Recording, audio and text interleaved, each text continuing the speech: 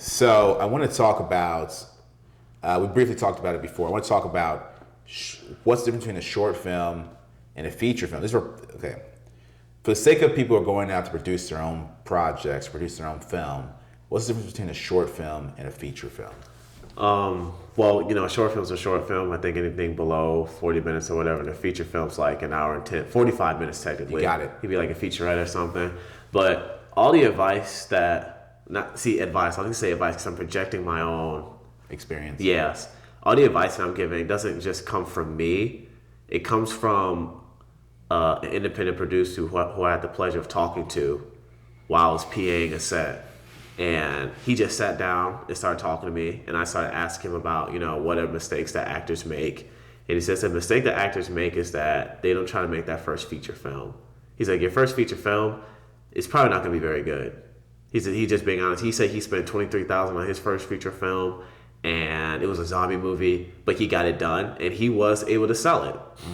And because it was a zombie movie, it didn't have to be anything special. He said that the mistake that a lot of actors make when they make their own opportunities is that they all make short films. And he kept on reemphasizing, short films are not bad. They're not bad at all. He says if you want to play the festival game, make a short film. But if you want to prove that you can sell yourself as an actor and sell your movie, make a feature film. He says not only make a feature film, but you also have to watch the genre that you're making it in. Yeah.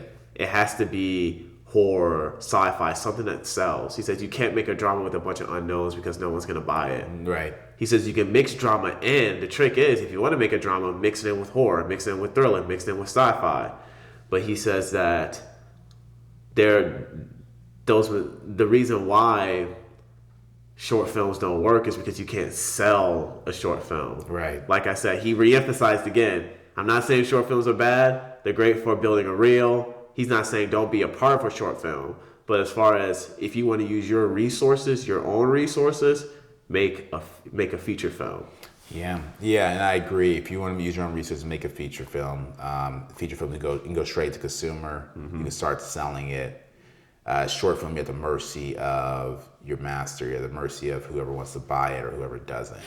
But with a feature film, no one can really tell you no. You can get distribution on it. You can sell it. Even you can sell it through Redbox, but that's still thriving. You can sell it to streaming platforms. You can lease it to streaming platforms. That IP is yours. So feature film, you have a lot more flexibility with. So I want to ask the next question.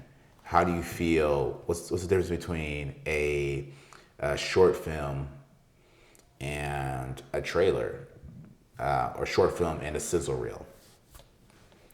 Is there a difference? Are you familiar with sizzle reels? No, I don't know what a sizzle reel is. Okay, great. So it's a great education part for everybody. So sizzle reel is more. These short films are becoming more of sizzle reels. I notice when I talk to people, a sizzle reel is a concept. It's pitching a concept, right? A short film is beginning, middle, and ends. That's my film. I want to go on film festivals. I want people to give me laurels, and I want to post me on the red carpet that they manufacture. They manufactured for this, this venue outside of whatever said restaurant. All right. But a pilot, a trailer, and a sizzle reel are all essentially the same thing. A pilot's going to be the full duration of an episode. So episode could be 22 minutes or 48 minutes for the most part, which is for an hour long episode or half hour long episode. So that'd be a pilot. You'd probably shoot the full 22 minutes. A sizzle reel would be anywhere from 4 to 9 minutes.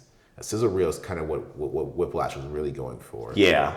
Is that like concept? It's a concept. So a sizzle reel is you trying to sell a concept. That's exactly what it is. And so short films and sizzle reels, the line is getting more blurred each day because people are making short films to pitch. As soon as you say you're making a short film to pitch, to make it a feature film, you're really just making a sizzle reel. You're really just making a pilot. A lot of times people say they're making something and they're just wording it differently than they should know the terminology for it. Yeah. I know my project's a sizzle reel. My project, sorry, I messed up my mic there. My project is a sizzle reel. My project's a trailer. My project's a pitch deck. It's not a feature. It's not a full-length project. It's a pilot, essentially. Yeah. so the studios could say, okay, we want to double down on this. We see the return you're getting online. We want to get to that return ourselves, and we can do it. We can 10x that. And so that's the route I'm going with this particular project. In the future, I do have things in the pipeline that are feature films, but the sizzle reel the trailer was a sizzle reel for Bel Air, the one that was shot in Kansas City by Morgan Cooper. That was a sizzle reel. So it's a great conversation we're having here because it goes into another episode we have, which I can't remember if I shared this one quite yet or not. It's about IP and how if you have an idea or a vision, get out to the world whatever way you can. I know we sound really specific and really particular with how you get it out there. Don't listen to us in that regards. Yeah. Get it out there. Comic book, doesn't matter how. Just get it out there. Doesn't matter how. And now it's floating in the world. It's working for you. It's like money that goes out there and works for you. You don't know when it's coming back to you. You may know, I don't know what she's doing right now, excuse me for that, but her name is Emily Ratajkowski. And Emma Ratajkowski, or someone correct me in the comments, but she worked on Gone Girl with our friend James. And he asked her, who's your manager? Who's your agent? She's like, oh, I don't have one. I don't have an agent. He's like, how'd you get like a principal role in this movie? Well, in college, she took photos for some guy, I guess like some creepy photographer dude, took photos. He actually took legit photos of her. Those photos went online, went other places. Those photos ended up getting to Robin Thicke, the singer. Robin Thicke put her in the Blurred Lines music video with Pharrell, and Robin Thicke put in the Blurred Lines video. David Fincher, he's the director. Yeah, David Fincher was up at 3 a.m. in the morning. The music video came on, and he saw the lead of it, Emily Ratajkowski, in this video, and he's like, "Yeah, I want her in Gone Girl." And so he brings her on set. He brings her on to do Gone Girl, and then from there, she's more of a social media influencer now. But she had the option to go into. She did a film with Zac Efron that I think flopped right after that. But she had the option to go into film. And she still has the option to double down on that. But it's all because those photos were already out there in the world. Mm-hmm. Then the music video came out, and then David Fincher was up at 3 a.m. for whatever reason. Look at the video, and he's like, "That's the one that Ben Affleck's having an affair with." And so that's the girl. That's the girl. Same with now on the other side of that, Gillian Flynn. So guys, what I'm trying to say is a miracle that any movie happens, and it happens in such odd ways. And I've seen it in person. I've seen it amongst my friends.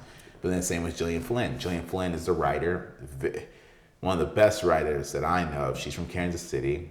Another great writer is Bill Beck, who's from St. Louis. His story's different. But Gillian Flynn, she's a writer in Kansas City, and she wrote Gone Girl. I don't know if she wrote Sharp Objects or Girl on the Train, but I know she wrote a few books, and Gone Girl is the big one, or the first one.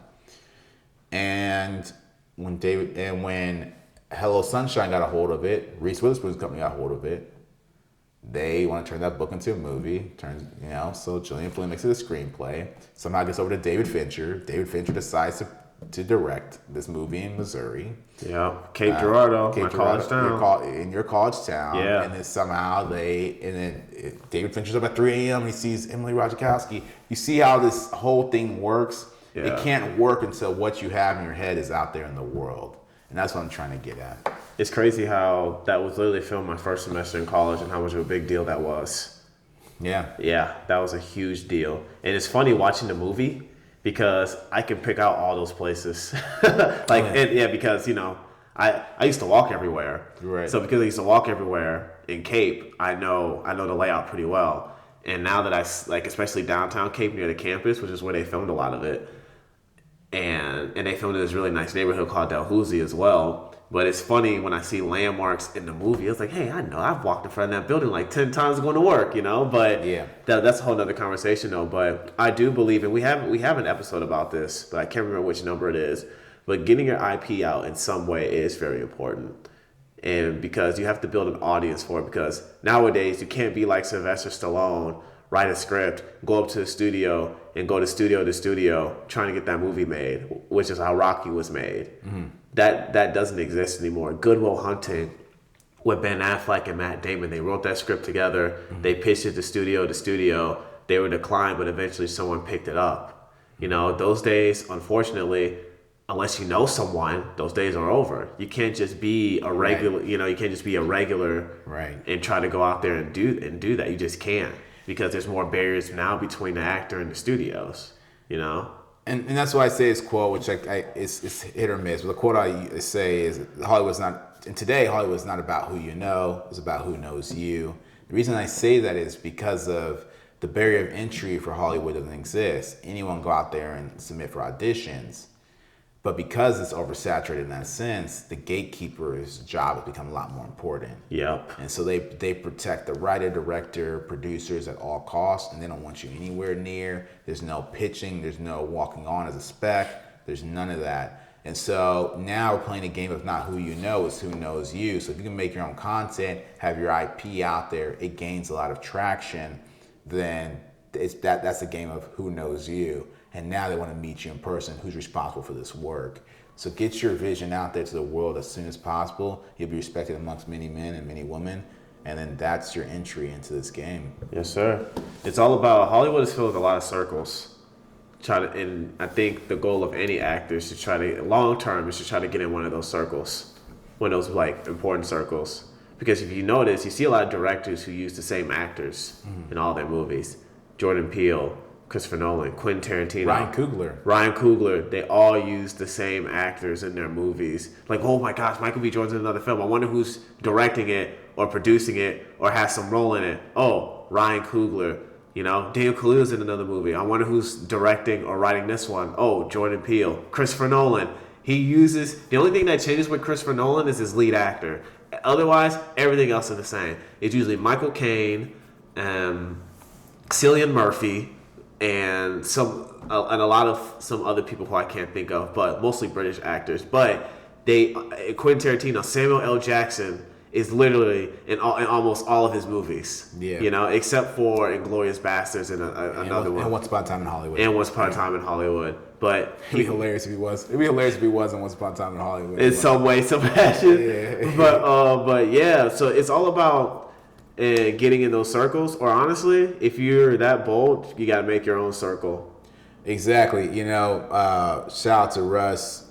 He's a rapper, independent artist, and he said some stuff like that. He said they wouldn't invite me to through my own party. Something like they wouldn't invite me to the party, so I threw my own. And you know, they try to muddy the water to make it seem deep. He has all these things just telling you how like he had to get it out of the mud himself, and now everybody wants to come to his party because it's the biggest party on the block. Yeah. You got to be that person. You got to stop trying to, you know, get your way in. You can't get in through the front. You can't get in through the back. You don't know the doorman. You know, you don't have the appeal that, you know, some of these women do. And you can't get in. You better throw your party up the road and make the thing like the Great Gatsby. So, guys, put your IP out there. Get it out of your head, get it onto the world, and let it accumulate, and build a catalog and keep going. Absolutely. It's Black Hollywood.